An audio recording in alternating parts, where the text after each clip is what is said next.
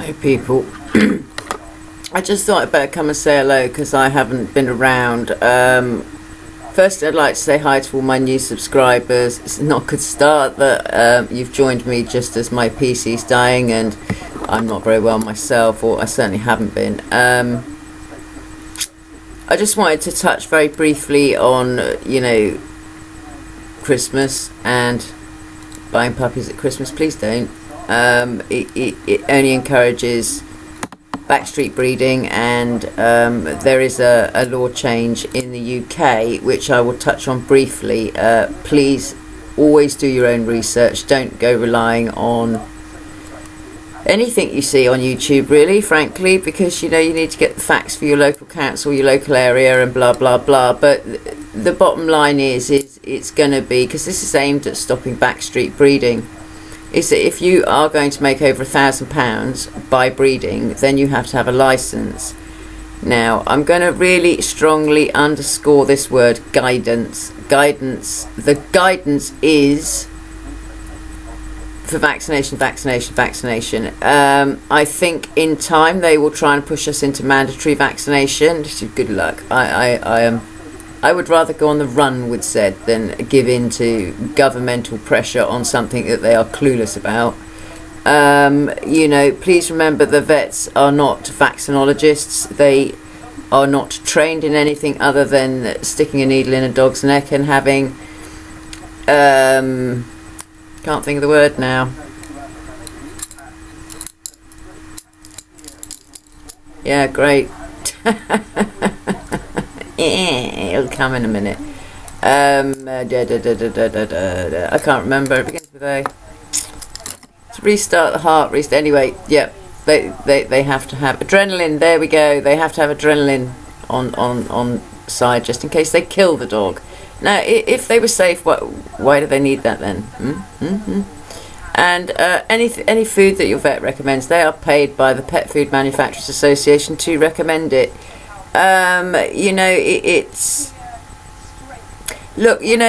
think if you find a good vet, then listen. Yes, for sure. If you find a good vet that actually is genuinely interested in putting your dog's health first, not their wallet first. Some of the big pharma industries, it's like, use this drug and we'll send you and your family off on a ski holiday somewhere or something similar. There's a lot going on behind the scenes, and thank you, Catherine O'Driscoll, for Tip of the Needle, which is now available on Amazon as an ebook for Kindle. You have to put in Tip of the Needle and Catherine O'Driscoll's name, and it will come up. And I think it's about $5 or something like that. It's not expensive, and I tell you now, people, it's worth a read. Going back to what this is about, which is Christmas and puppies, please don't. Just please don't. It's not the time to get a puppy. You have a busy house. People are more interested in what's going on for Christmas, and it's too much. It's too overwhelming for a puppy. It's just too overwhelming. And I want to hit here on working line breeds, especially, be they working line spaniels, working line border collies, working line German shepherds, working line malinois, working line any damn breed. Okay, unless you have got a decades worth of experience, please don't get a working line dog.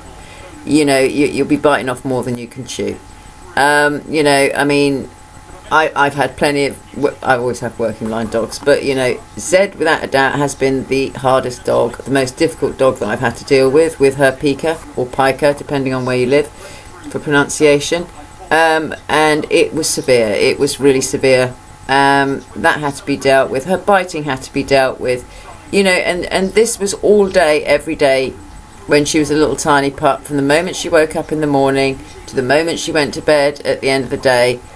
It was behaviour modification training, or for the fussy ones, behavioural adjustment training. But to me, it will always be behaviour modification. Modification adjustment means the same.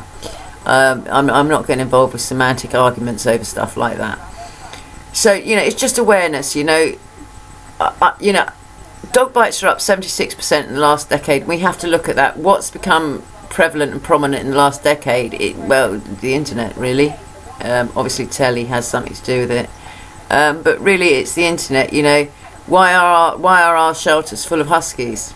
thanks Game of Thrones, you know what I mean? And you know, Huskies, they come from a very cold climate. They are bred to work in freezing or sub-zero temperatures. Please don't be going putting clothes on them. You know, you could actually make your dog ill.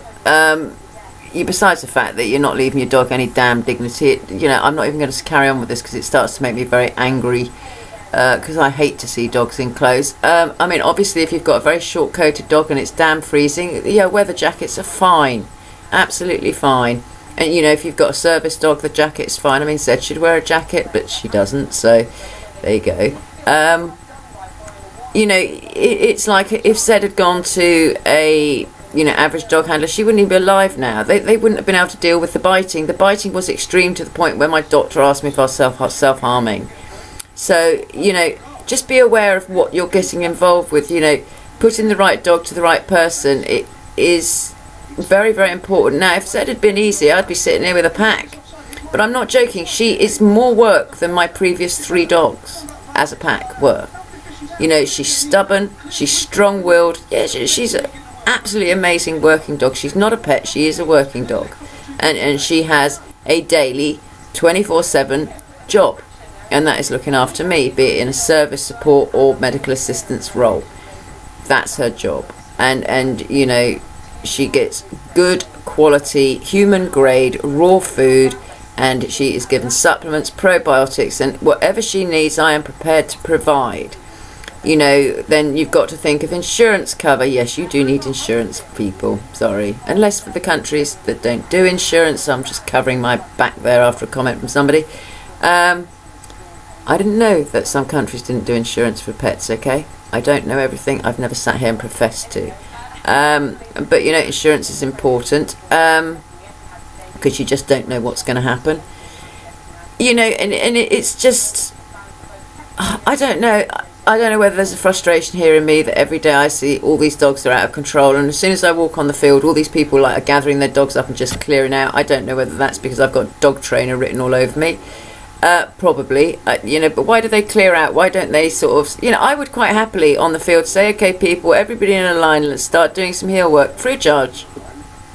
So why do people run away then? You know, do they feel guilty, or are they not interested, or do they just not care that their dogs are not fulfilled? Because, you know, a dog is an entire entity. It has a brain, it has a spirit, it has a soul, and it has a physical need. It has their physical needs.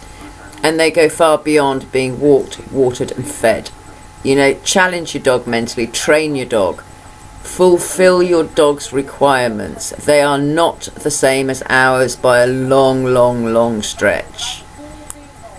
You know, we mustn't put human standards onto dogs. That you know, it's ridiculous. I'm sorry, it's ridiculous. It just is. You know, dogs have very much different requirements. You know, I mean, Zed needs to run, she needs to train, she needs to work, she needs to have bite work to get that side of her satisfied, because she's a natural biter. You know, how many average dog owners could have tolerated that? I mean, had she been put in an ordinary house with children, she'd have bit children without a shadow of a doubt, and then that would have been a needle and she'd have been dead. So, you know, please be responsible in your choice of breeds. And by breeds, I mean purebreds. I don't mean cockapoos and, you know, jaguars or whatever they're damn well called, or bordoodles, which just frightens me. They are crossbreds. If you don't want fur in your house, don't get a damn dog, isn't it? You know, I mean, my house is a glorified kennel. Am I bothered? Nope. You know, as long as Zed is happy, and yes, she is allowed on the furniture. Of course she is, as a service dog. She has to be allowed to get on the furniture.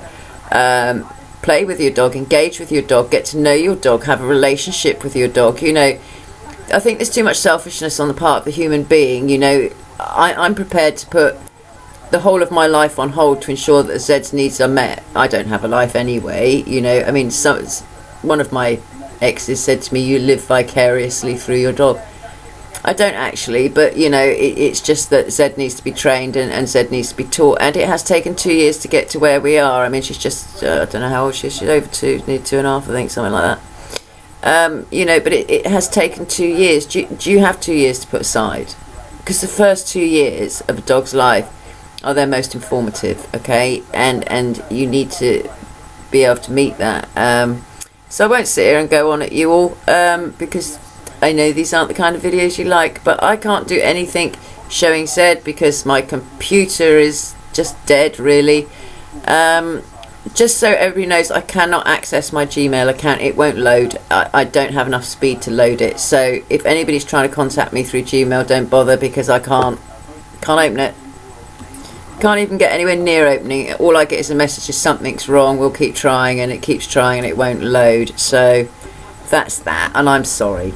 You know, I sorted out Zed's I said compensation there, veterinary claim. Just a little thing about pet plan people. Why have pet plan introduced into their terms and conditions that they will not pay out on any vaccine related illnesses? Interesting. So if vaccines are safe, one, why do the vets need to have adrenaline ready in case they kill your dog? And two, why now is one of the biggest pet insurers, Pet Plan, saying they won't pay out on vaccines? Is this because they're going to make them mandatory? Not in my house, they're not. I would go to court and fight that. I will not be forced to stick a needle in my dog. It's not happening. Anyway, that's it from me. I don't want to make a long video because it's going to take forever to upload. I'm really sorry I've been poorly. I still am, and you know, anyway, I'm going now. Please take care. If I don't see you before, which is unlikely, have a good Christmas. Just leave the dog puppy thing till way after Christmas, okay, where you know the dogs are not being bred just to make money. If you go and see a litter and they don't look healthy, walk away. Do not feel sorry. Pity will only take money out of your purse and encourage the puppy mills and backstreet breeders to keep on doing it, okay? So, you know, just be prepared to walk away. And if you certainly cannot see the puppies suckling off a bitch, leave it alone, walk away. Alright people, I love you loads very, very much, and I am really sorry that I'm struggling with PC's health, and yeah, but as you know, I'm on my own. I have no help except for Zed, and I'm very lucky to have such an amazing dog, but it has taken 2 years to get here, and this camera is about to go. So stay well people. Thank you ever so much. Tip of the Needle by Catherine O'Driscoll is now available on Amazon for Kindles. It's about $5, I think. It's a book well worth reading that will give you an insight into what is really going on in the world. Be prepared to be angry. Be prepared to be upset. And, you know, just be prepared. Yeah. Bye.